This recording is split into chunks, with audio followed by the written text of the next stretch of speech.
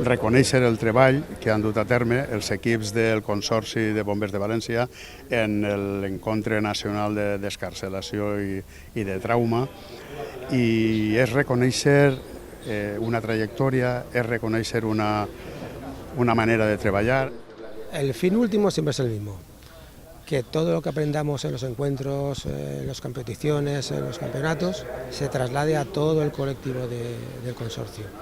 Nosotros tenemos un procedimiento que a la hora de trabajar en un servicio tan variado como es un accidente de tráfico, pues gracias a ese procedimiento se respeta sobre todo la seguridad nuestra y de la víctima.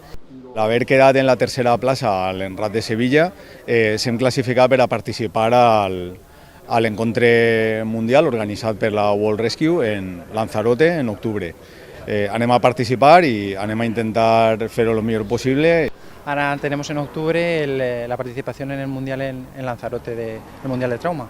Seguir aprendiendo, seguir exponiéndonos a situaciones que luego nos pueden ocurrir en la vida real y mejorando la atención al paciente y nuestra formación.